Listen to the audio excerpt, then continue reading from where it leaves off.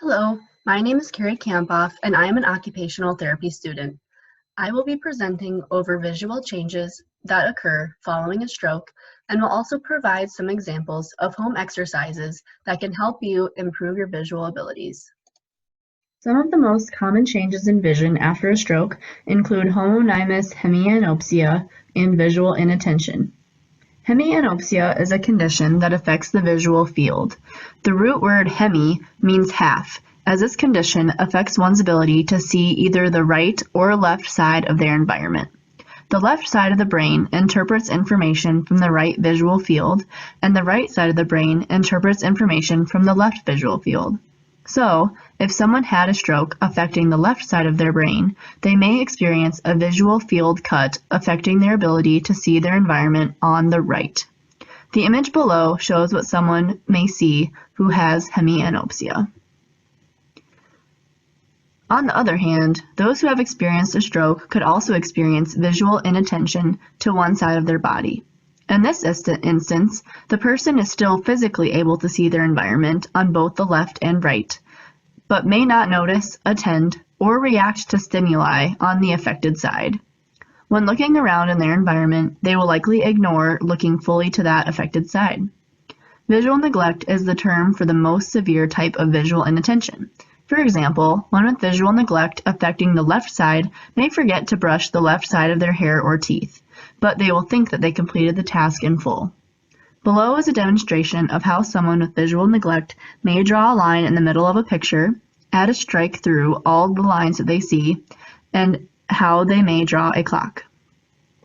A fun fact is that these conditions more commonly affect the left side of the body as a result of a stroke on the right side of the brain.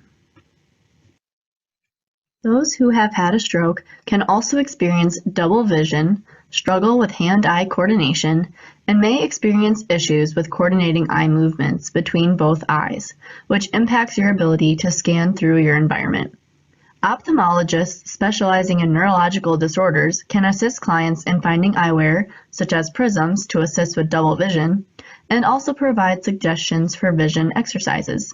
Occupational therapists also play a role in adjusting to changes in vision after stroke. Occupational therapists can help clients learn how to use compensatory strategies to perform activities of daily living, adapt their living environment to encourage increased visual perception, and teach people home exercises to continue to enhance their vision. The following videos will provide examples of home exercises that will strengthen the eyes, help them work better together, and decrease visual inattention. Another way to increase awareness of one's environment if they struggle with visual inattention is to play a card game. You can place a deck of cards on their affected side and then have a red and a black card on their non-affected side. Then they can reach with their opposite arm across their body and turn their head to reach for the card. Then they're going to look at the color and then watch their hand as it goes to the right pile. And then you're going to continue to do this, and you may need to provide cues to continue to turn their head to the side. If you want to make this activity more challenging, you could move the cards further away to their side that they do not attend to, or you could even have them sort the cards by number or suit. Another way that this activity can be a little more functional is sorting groceries. So I'm going to sort these items according to where they go. I know that the syrup, and make sure that you use your visual scanning techniques, goes in the cupboard over here, and so does the pineapple. And the bananas go by the fruit, so I'm going to put them in a different pile. Notice how I slid the items across the table, and this can be a compensatory technique if it's difficult for you to lift these items up or if they're breakable.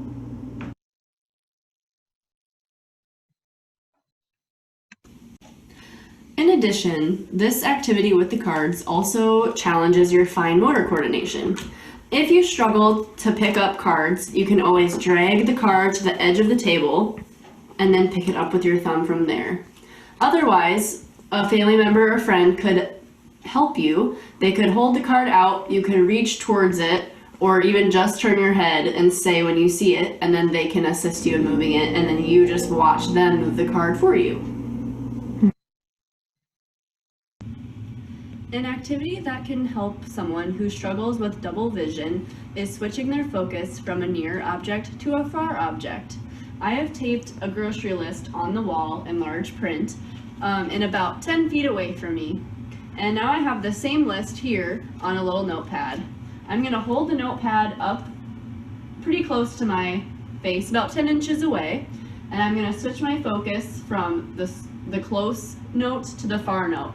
And I'm going to read the first word on the list on the close note, and then I'm going to switch my focus to read the second word on the far away note. And then I will continue to switch back and forth until I've read through the entire grocery list. And I would like you to cue your loved one to try to keep their head still and focus on only moving their eyes. So I will say milk, switch my focus to the larger print, bread, then switch back to near, syrup, switch to far, cookies, and then continue until you've gotten through the whole list. A modification to the near-far activity could be simply putting post-it notes on the wall. So you hold one post-it note near your face, 10 inches away, and then post-it notes on the wall about 10 feet away, and switch your focus with just the cue of near, far, near, far. In addition, if you are unable to hold the note up for yourself, you can ask for assistance from a loved one to hold it near your head for you. This activity may pose a challenge at first, so it's alright if it takes a little bit of time to switch from focusing from the near object to the far object. If you'd like to add an additional challenge, you could do a repetition where you cover one eye and only use one eye to complete the activity, then switch, and then do the activity with both eyes. I would suggest trying to do this activity at least once a day. And you don't have to use a post-it note or a grocery list, as long as you're focusing on something close and far that's around your home. That will help. Another method to help your eyes move in sync with each other is practicing saccades. So what you're going to do is set up two sticky notes on the wall right next to each other. Then you're going to sit in a comfortable, sturdy chair and keep your head still and direct your eye gaze from one sticky note to the other as fast as you can. Try to do this for about 10 seconds in a row. You can also change this activity up by moving your sticky note so you're scanning from top to bottom and in diagonal patterns. You can also use furniture around your home, such as switching from the words grace and peace. This next activity is to promote ocular range of motion and also your eye coordination. So you're going to have someone hold an object at eye level.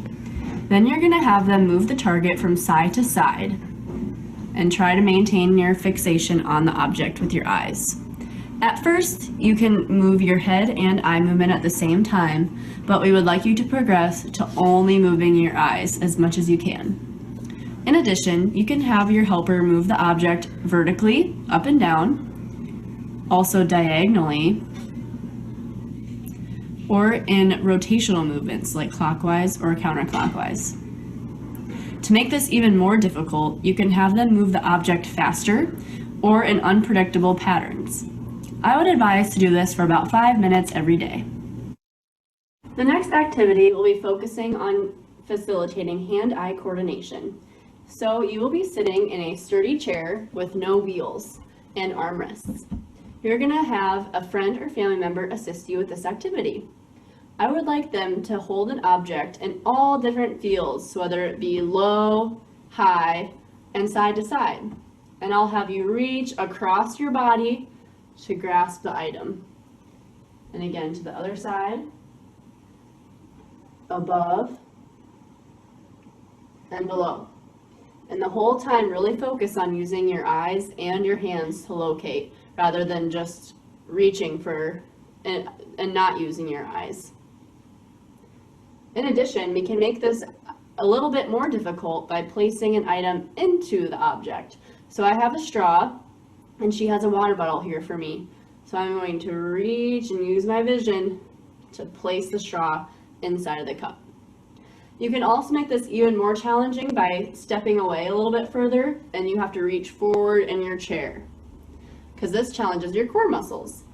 Now I just want you to make sure to avoid any fall risk by sitting nice and far away in your chair and always having your caregiver right by you if you are going to be doing any leaning, just to make sure you don't fall. Playing Sudoku, completing a word search, or playing Connect 4 are great examples of games that promote visual scanning and also pose a cognitive challenge. Sudoku can be modified to only have 4 quadrants by searching for 4x4 grids on Google. All 3 of these games require the use of fine motor skills. Therefore, if it is difficult for you to hold a writing utensil or grasp game tokens, you can either point to where you would like your helper to fill in your answer, or you can discuss your answers with your caregiver or friend. Lastly, you can adapt your environment to facilitate visual attention. For example, placing a brightly colored tab on pages of a book or using a colored plate guard will help call attention to the whole object. In addition, using a colored plate divider would be a great tactic to highlight where the true center of the plate is. Any method of increasing contrast from the object and its background will help call attention to that object. In addition, the lighthouse mantra is a great method used to remember to use visual scanning in daily activities. Below is a list of references used to create the content of this video. I hope this information was beneficial, and if you have any questions, you can log on to the American Stroke Foundation website and see contact information there.